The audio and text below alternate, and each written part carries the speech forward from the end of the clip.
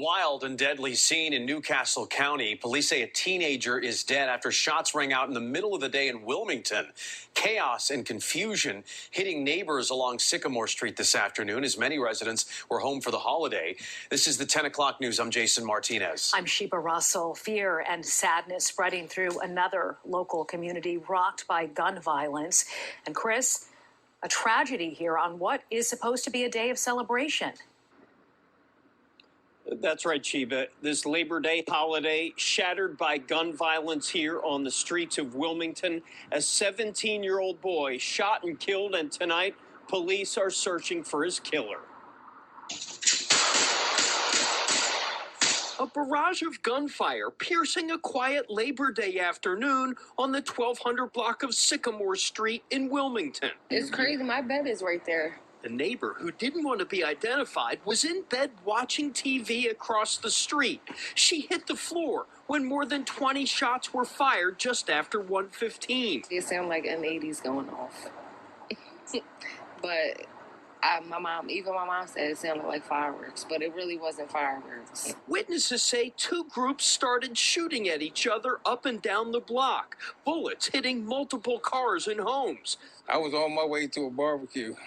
I was supposed to have been there earlier, but they was investigating, so. Police say a 17-year-old boy was struck and rushed to a nearby hospital in critical condition, but died a short time later. He has not been identified. Tonight, as Wilmington police detectives were combing the block for evidence, neighbors were out on Sycamore surveying the damage. I'm ready to move.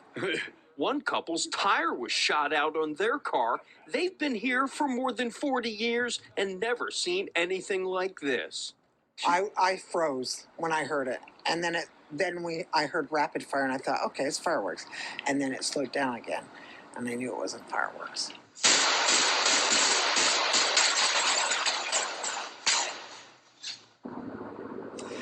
And Wilmington police tonight are also investigating two other shootings, one where an 18 and 24-year-old man were shot, another where a 41-year-old woman was shot also tonight. Police are not saying if the shootings are connected, but they're asking anyone with information to call Crime Stoppers or Wilmington police. Sheba? What is going on? Just so incredibly scary for all the people who live there, Chris. Thank you. Yeah, it definitely was very scary, not only for those that lived there, those that had nothing to do with it, those that were in their home, those that were just trying to live their life, any kids that happened to be around, anybody that was out barbecuing because it was a holiday, child. But do the people who are committing these heinous acts give one damn? 17 years old, and with the video surveillance here, it looks like people was probably just walking down the street. Oh, that's her. That's her. Oh, here I am. I got my. And then they start going at each other. Grand Theft Auto in real life. Is this white supremacy, discrimination, or racism? Because I'm going to go out on a limb because I'm a little bit familiar with where this is happening because it is in Wilmington, which is where FDMG is supposed to be going, and this has nothing to do with Dr. Umar. All I'm saying is that when I go see the school, I always say I ain't going at night. I prefer not to go by myself, preferably first thing in the morning, because you just never know. Because even at 1 o'clock, 2 o'clock in the afternoon on a holiday, people gonna do what they gonna do because at the end of the day, they do not give a damn about themselves. So as I always say, why do I think they would give a damn about me or mine? Now, I got on this internet this morning, it's Tuesday, September the 2nd, just seeing what's going on YouTube, and then I see this. Now, of course, I was looking for the updated numbers for Chicago for the Labor Day weekend, but we'll talk about that in the live stream. What do I find? This is what's going on in Wilmington. So crime is just a problem in many a different place, right? What do these places have in common? Because I also saw a comment from someone who says, of course, not necessarily in those words, but it's white supremacy, discrimination, and racism because the police in Chicago have a small resolve rate. So they're not resolving or solving, I should say, the crimes. And then they're trying to say because if it was a white person, then they would have it resolved. If it was a white person, if it was a white person. So like we discussed on our live stream the other day, isn't there a thing going on in the community, the community, the communitize the most half damn craziest thing in the whole damn world, which is no snitching. It's an actual thing. Now, I do understand that because of that stupid ass law rule unknown, not a real law, but the street law, that people will be scared in order to say anything.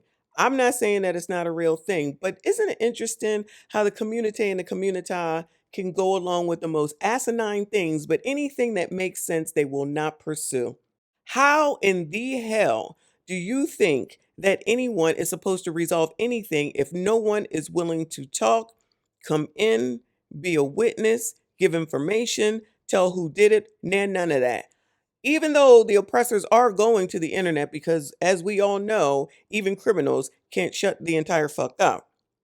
But if you are not going to do something about your community and what it is that's going wrong in said community, why is it that you think it's the oppressor's job to come in and clean the shit up for you? I know y'all like to think that that's how it's supposed to work, but guess what? If you're not participating, and that goes along with so many things. But if you're not participating, I'm not sure why you think they're going to do it, especially when they get no respect for what it is that they do. Don't give me that all oppressors are racist and all they do is take out black people. Please save that shit for your mom. Enough of the times that you see these oppressors in the background when they're giving a news conference, enough of them are black. So please miss me with all that. Again, I'm not saying that it ain't no racism. I'm not saying it ain't no issues with the oppressor. But I find it funny that, and not really, that when you want something, you need something, you got no problem with calling the oppressor. But somebody else does it, then it's a daggone problem. You would issue it at, you would issue it at. And then the same people that you say are oppressing are the people that you call. So why would you call an oppressor? Does that make sense? Does it make sense to say that the oppressor is holding you back and keeping you from this and keeping you from that? And yet when you need them, you call them.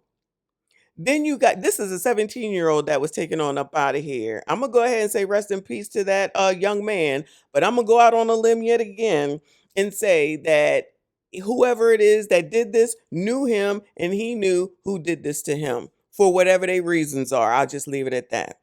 So why does no one talk about that? Why doesn't Roly Roll, Clown L, and all the rest of them, Ricky, talk about this? Where's Black Lives Matter? I know this just happened, but I'm going to go out on a limb, child. I'm going to go ahead out on a limb and say that they probably won't be coming through so that they can do something and help in order to get someone to come forward and resolve and tell who did this and give up any information. They don't have to look at people's ring cameras. They're going to have to go and get on the daggone internet and watch social media and see what they can find out in order to try to solve and resolve this, instead of the community coming together to say, you know what, this what happened, this what I saw.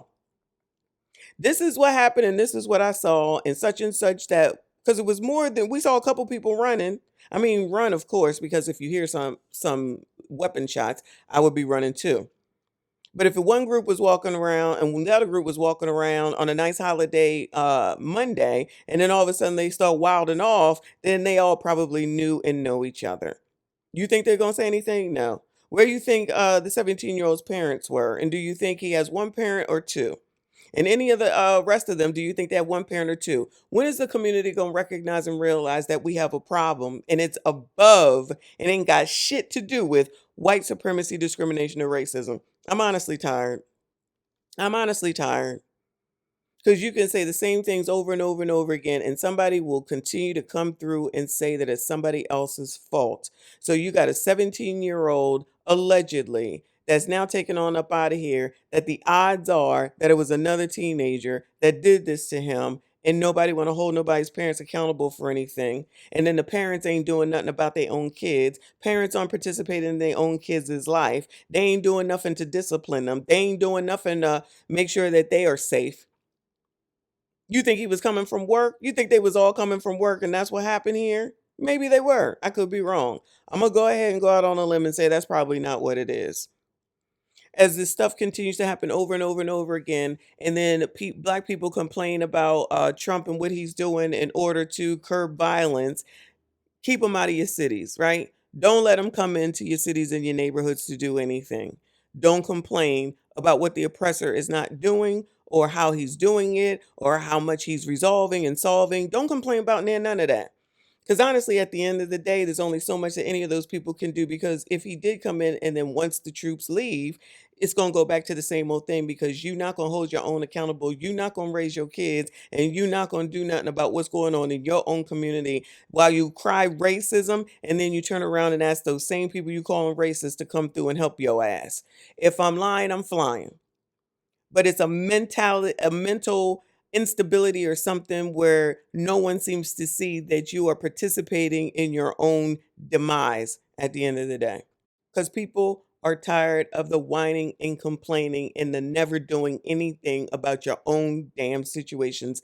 If you letting your kid run out and wild out, like that woman said down there in Baltimore, what you expect him to do? He lives in West Baltimore. He's still an effing minor. And if the GANGs are the problem, get a hold of your effing kids so that it ain't getting into no GANGs. But I'm going to let that go for now.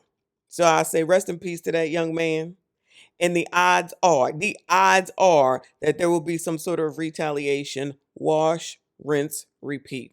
Shout out to y'all if you made it this far. Please make sure you hit the like button, subscribe if you are new. I see you all in the next one. We do not care.